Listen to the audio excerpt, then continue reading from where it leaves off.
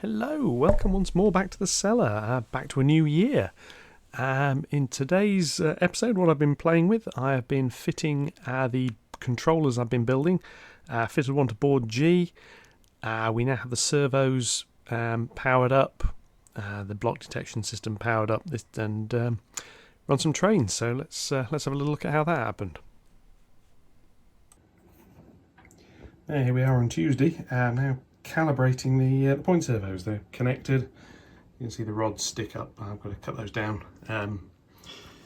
This one, it's calibrated, but I can see I'm going to end up moving the servo on that. It doesn't quite work properly, so I'll need to sort that. But just a quick one, just on the process of calibrating itself. This one here is just about done. So if I try and focus that so you can see it, and then click. This is a JMRI moving them. This one here, 0.2. So it doesn't move very far. That is currently in its default settings, which is 5 degrees either way. So if I say I want that one to see, that's its closed setting. That's its thrown setting. So the closed setting is about where I want it. I want to go a little bit further. So what we do, we come over to here. You can see the screen. So 0.2's closed setting is that one, because this point is inverted. So I want to move that a little bit more. So what I'm going to do is set that to 8. And I know the other side needs moving a bit more, so I'll just set that to 25. And then tell it to re-upload. And that's the process. I just basically, it's trial and error going backwards and forwards. Now it's not too bad here because the computer's there and the points are here. It wasn't too bad for that because when I was doing that side, this board in the middle was missing, so I could get in and out quite easily. When I come to do these two here, it won't be too bad either. As you can imagine, those two over there were a royal pain because I was in duck under mode at that point. So it's uploaded, so let's see what happens here. So that one is now probably good enough that way. I'm not using the point blades for electrical contact. Just shut that up.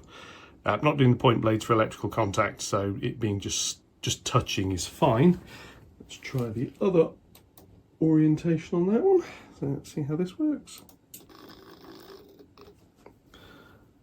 Yeah, maybe just a tad further on that one. So again, we come back over here, minus 25, minus 28, and then upload. Now, of course, I could actually start taking measurements and adjust multiple ones of these at once, but I've not done that yet. It's just a little bit awkward. It did occur to me I could connect a little button board or something into this so I could calibrate them live. Dingleberry, the N-Gauge layout, the software on its controller would actually accept calibrating it live. It stored the settings in EEPROM, and it was there were 16 of them to set up on that, so I did that quite easily off a single controller. This time I didn't bother because what I found was, obviously once you've set it up, you don't do it again. Right, that's fine, I can cope with that. So again, just check the other orientation of that one. Also, as you can see, the servos are lovely and slow acting. I've got this last one here to do, which is, that's currently enclosed. That's thrown. So thrown is, not far off where I wanted actually. So we come back over here. So that is thrown. So I'll take that down to 8. Take the other one up to 25. The default code is actually, it's actually plus or minus 15. The idea here being that these servos don't move very far when you first power them up. Big problem I've got with this, and I've still not nailed it. I don't know what's causing this. In theory, these servos should not move. When it powers up, you'll see them all jerk from one side as they go pretty much all the way to one extreme. They shouldn't be doing that. And if I point here, when this point does it, you'll probably see the point move. This one doesn't have as much glue under it as the others, so we should just, you can see the point moved slightly there. That initial movement should not be happening. Shut up. But it is happening, and I need to find out why. There is a hardware pull-up on the enable pin, so it should not. I need to go a little bit further. It should not be doing anything, but it is, and I don't know why. I've gone through the code. There's nothing that talks to that pin. It's actually set at the moment literally to disable all of these servos. None of them should be moving, but they are doing, and I'm not fully sure why, which is something else I need to play around with. So that's thrown, which is good. That's closed. Should just update that the final time. Hopefully that's those done. What I then need to do is take a rotary tool and grind all of these off. So I'll just cut through them in a few passes and then cut it down. So just find where my goggles have got to. I think they're over there somewhere. Yeah, where I've been using the grinder last time. And then I shall be back, and hopefully we'll be able to run some trains over all of this. So I will catch you shortly. And we're back. These are now cut down to size.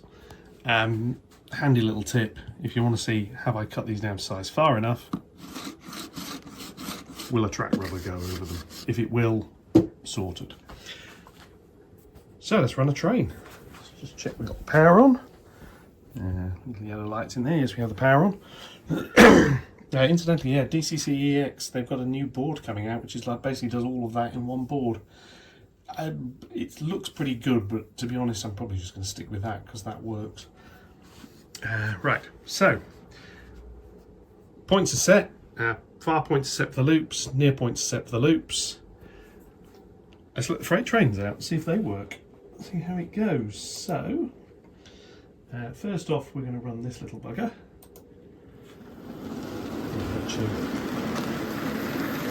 Around there quite nicely. Off he goes. There's an awful lot of plastic wheels and stuff behind him, I think it is, and some of the noise. Once this is working up, I'm quite happy because this, yeah, this means I can start playing trains properly now rather than having to do quite so much shunting around. I can alternate between the two lines. Let's move that round. While he's going, that works. Start the other one off. And rumble round as well. I'm going to go a little bit quicker than I would normally with these two, just for the sake of it not taking forever on a video. Picture over there as they pass each other. Hey, look at that.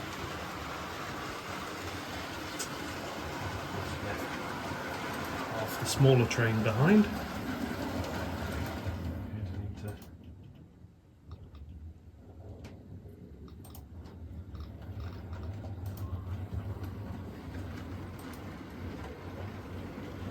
Weird how they've uncoupled on the downhill bit. Anyway, never mind. I'll leave the other one running and I shall back up and go and collect those. So again, it's the dapole to backman coupling issue there that seems to be the problem. But I can cope. Let's have a look. Connect.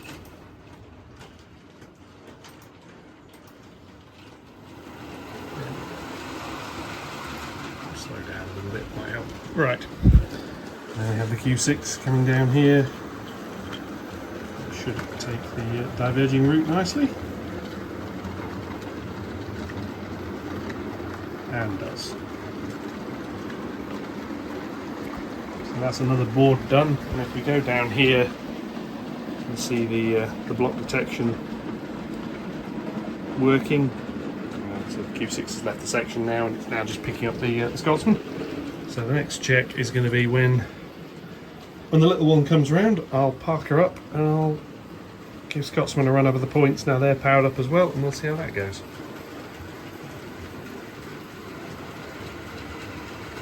the idea is fairly shortly to try doing a little bit of automation. These two blocks here I've got detection on.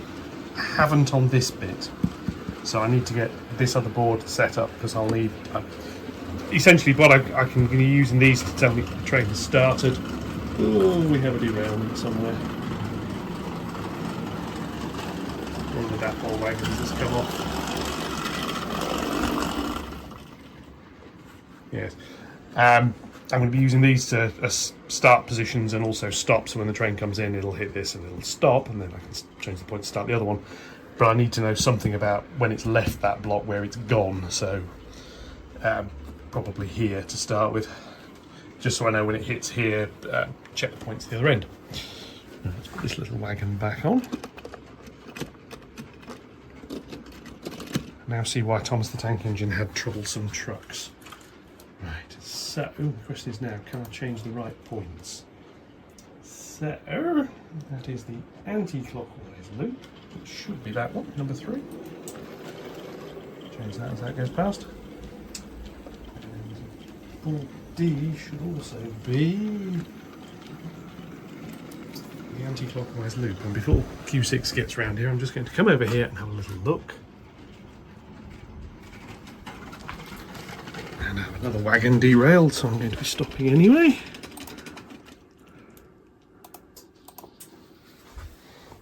Yeah, yes. Again, there's obviously going to be a little bit more testing here. This looks like what's happened is couplings are locked on that one, and it's around here. So that's there. So yes, I shall be back shortly. Anyway, I'm back with another couple running, the freight train and the A2 this time. Coming down here like this. A2 in this case, and the Q6 actually been some of the better ones for testing track with, because they've got low slung bits, hence the trick with the track rubber. Frankly, if that can go over, they'll be fine. And to be honest, I think these are running lovely and are sensible speeds. I don't need them to go too fast. I'm not looking for record lap times here, so I think these will go past each other quite nicely. Signal over there, set it clear. Yeah, not that they're powered yet. Just round here, rumbling round, and again the block detection boards picking things up as trains go through quite nicely. Yeah, as they're cleared. Yep. What we've got here is Scotsman's obviously occupying 2 blocks. Coaches have got resisted wheel sets. They're not yet on that one, but yeah, there we go. I can now play trains a little bit more. So yeah, likes, comments, subscriptions, etc., on sharing, what have you, all very welcome. And welcome to 2025. We've got quite a lot more to do. Thank you very much, and goodbye.